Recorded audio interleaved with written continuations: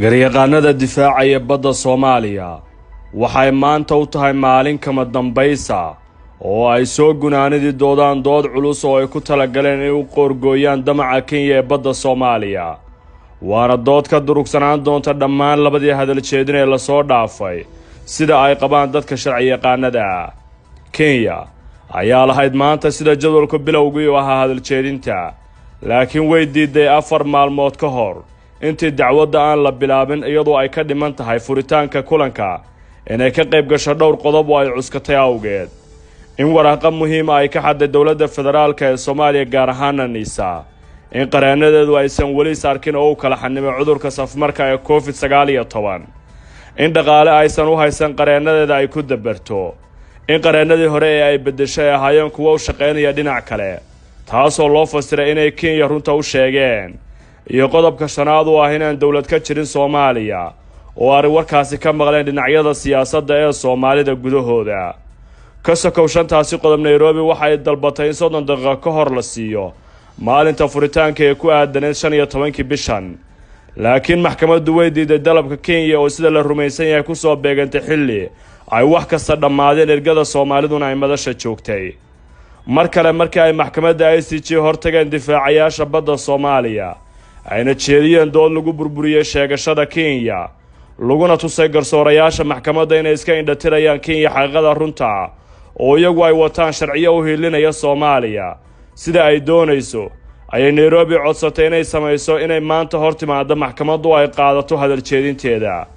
sharciyaqaanadu waxay ku fasirayaan dalabka talaabada Kenya u dambeeya inay doonayso inay ka jawaabto eedaha iyo doodaha uga yimid difaacayaasha Soomaaliya yoolkeeduna ah inay bixiso weerar celin ay u arkayso inay muhiim u tahay dhankooda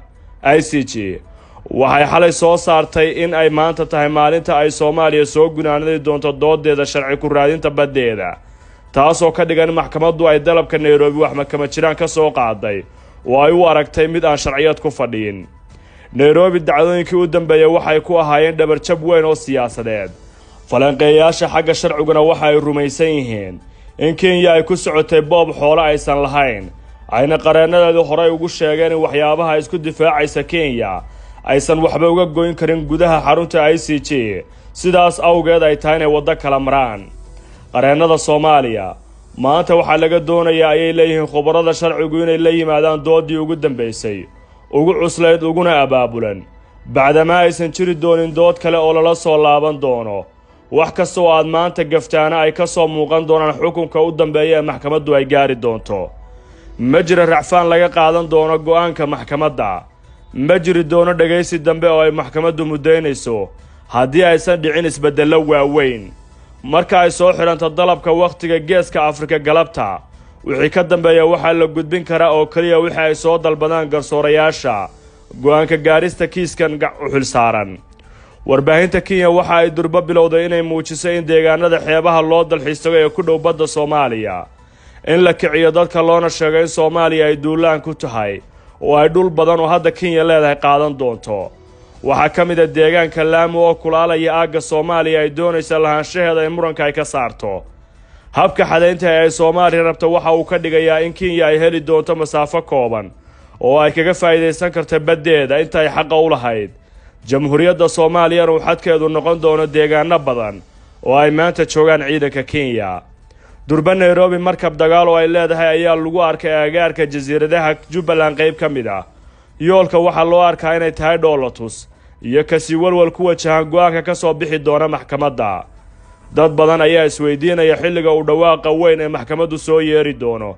laakiin afmaalada sharcigu waxay rumaysan yihiin go'aanku qaadan doono 6 ilaa 8 bilood ee nagu soo wajahan taas oo ay hadba weheliso marxaladda go'aan gaarayaasha maxkamadda cadaaladda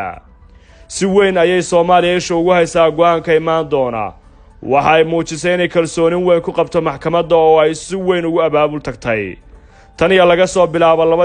2014 waxay Soomaaliya dugsanaysay in ay kaliya ku qanacsan tahay maxkamadda cadaaladda ICJ